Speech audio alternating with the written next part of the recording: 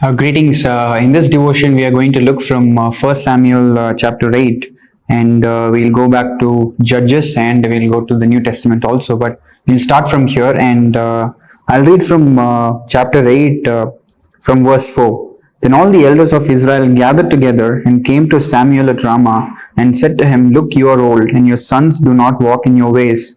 Now make us a king to judge us like all the other nations." So here the people of Israel is demanding for a king to be looking like just another nation.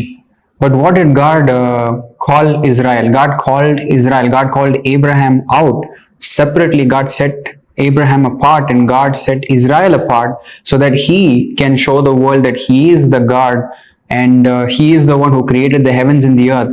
God wanted Israel to be holy and blameless and righteous in front of all the other nations so that they could be the light into the world.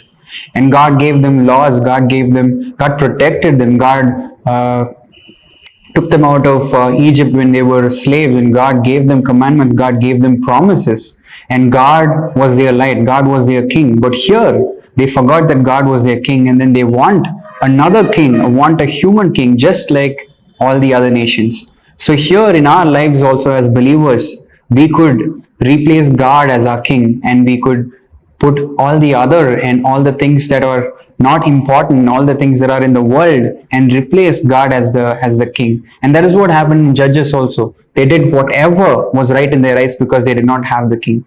So in our lives, in our Christian walk, we can do whatever pleases in our eyes and whatever comes in our way if we do not have God as our king. And if God is our king, we want to please the Lord and do the will of the Lord.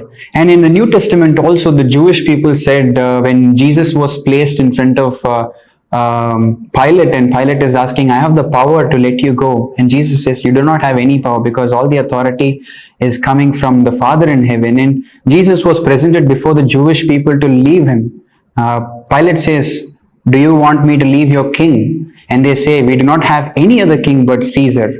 What is that? They do not even know that God is their king, but they saw Caesar as their king, and they replaced God as their king.